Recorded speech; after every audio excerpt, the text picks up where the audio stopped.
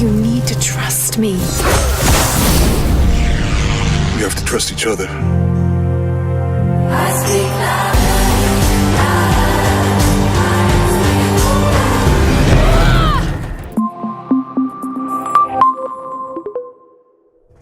Hello, you are watching Logitech G at E3 2018. I'm with Matt, who has been hands-on with Shadow of the Tomb Raider.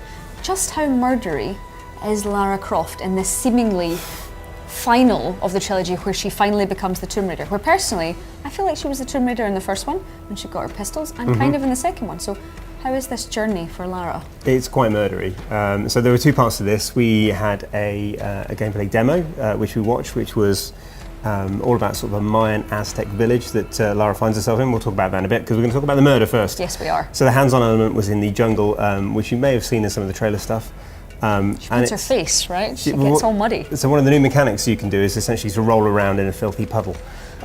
So it's kind of a dark, leafy area. In order to make yourself a little bit harder to see, kind of Arnie in Predator style, you can cover yourself in mud. So really, like, it does look like Lara has lost it. Yeah. And it kind of feels like that as well because it's pretty brutal. Yeah. She's always been surprisingly brutal. I remember she went from the first one being like, oh no, I murdered a deer, I felt a bit bad, and the chap on the walkie-talkie was like, it's okay, Lara, it's going to be fine. I don't think it's going to be fine anymore. I don't think it's going to feel be fine. No. And this isn't a criticism because it is really good fun to play, and it has the same kind of feel as the Arkham games when you're sort of like, you're stalking your prey and they're getting more and more freaked out because every time they come around a corner they find one of them sort of punctured and full of stab wounds. Yep. Or in the case of one of the takedowns I did was to sort of like essentially throw a noose around someone's neck and then kind of yank them up the tree using your own body weight, and you smash into them for extra measure. Wow. And then strangle them a little bit more just to make certain that they're dead. I mean, as action adventure games go though, Lara's new adventures since the, I think it's 2013 reboot, have been incredible. Like these have this cinematic nature. You know, we talked about how Lara was going to become sort of Uncharted when that came out. She's surpassed Uncharted now. She's in proper cinematic territory. I don't think that's too bold a statement. I genuinely don't. Like the stuff that I played today looked and felt amazing. Like the way that she moves is really, really fluid, and she has like a sort of like a weight to her that makes her feel like a real person. Even the mad stuff, like the hair, like.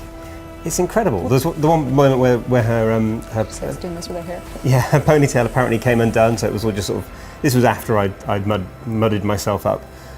So little touches like that just make it feel extra real. But the Uncharted is a really good metric because the sort of finale to the jungle murder session is an incredible set piece where you're running through an oil refinery which is being blown to smithereens by the sort of the main villain, and it is that kind of. Slightly prescriptive, jumping through areas, like grabbing onto pipes and stuff. I actually found it really quite clever because some games when you play like that, you just press A all the time and you're like, okay, I'm through, it's fine, I haven't fallen. I truthfully messed it up 3 or 4 times and jumped in the wrong direction, and Lara ended up like skewered on a pipe, which is kind of... She always does. It's always very unlucky. Fall off something. Oh, there's something I can attach my axe to. Oh, there it is passing me as I fall down this waterfall. She's like one of those bits of cheese on a cocktail stick that's like she's just been skewered. The first so many one times. felt like a series of unfortunate events, Tomb Raider edition. It was genuine. Oh, you think it can't get worse? Oh, now the plane's crashed. Really has. Oh, and now the plane's crashed, and now you've fallen down a pit. Oh, and you've fallen down a pit, and you're going to have to burn your way out of this cocoon. Yeah, I mean, it's saying something when you start off hanging upside down in a Trying burning to grab cocoon. Fire. But yeah, so this set piece was amazing. Really similar to the train bit and Uncharted 2. But just sort of dynamic and striking, and sort of fire and twisted metal and stuff. But it is at the same time challenging you to get through this bit while actually thinking about where you're going. And obviously, it's only going to be amazing the first 2 or 3 times you do it, but it is quite a spectacle. I can't wait to play more of that. But I think the thing that I really liked about it actually, and this is the stuff that we saw in the demo. It's quite a dynamic game, so there are moments where it's drawing it all back, and she's in this sort of quite sort of sleepy village, and there's like a bit of kind of folklore wound into there, and she's sort of dressed in like kind of traditional South American clothing, and it's all a little bit lower key again, a little bit like the Tibetan bit in Uncharted 2, but it really works. You've got sort of different voices you can hear, and you can weirdly actually turn off the English translations if you want to immerse yourself fully in this slightly sort of unusual world. And I really like that because I think one of the things Tomb Raider does really well for an action game is coming in and out. So the moments where you're really pulled back and you're seeing all this mad action, and then at the same time, it's happy to bring you really close in and sort of see, like, I don't want to say Lara suffer. She does a bit, She does but like suffer. you get to see her as a human being. So the best example of that, there was one of the, the Tomb Raider thing of her edging through like a sort of a narrow gap, which is probably a loading screen, but they're quite sort They of do a dynamic. very good job of They those. do. Well, I think I stopped at one. I think I was playing the first one or maybe the second, and I was going through a gap, and I thought it was a cutscene, but I stopped and went to drink tea or something, and it stopped. I was like, oh, this will just be... You just left her wedged in a...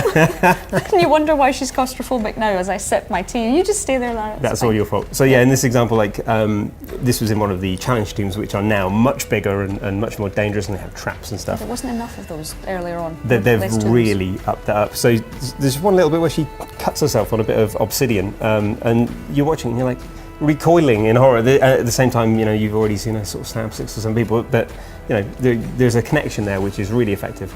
And finally, really, I think on the subject of challenge tombs, one of the extra things they've added, which doesn't sound like much but actually makes loads of difference, is the ability to rappel. So you'll be looking down into this great big pit and knowing you're going to have to get to the bottom and not really knowing how. Yeah, she's been able to climb a lot, but that's never been... Yeah, so this is kind of, she's as good as sort of like rappelling down things as she was at climbing, which gives it that real sort of old school adventure feel like you had in sort of, I guess, some of the rebooted Tomb Raider games from the first time around.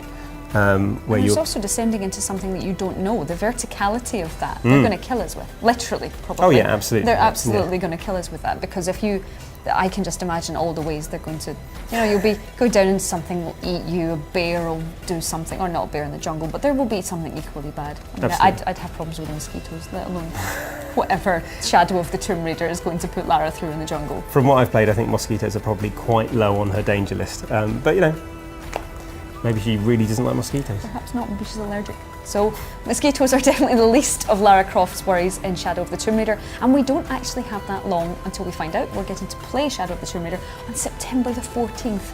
So add that to the teetering pile of pre-orders that are on the way this year. If you want to see more from Logitech G at E3, like us and subscribe please. If you have any questions about Shadow of the Tomb Raider that you think Matt can answer, he'd like to do that for you as well.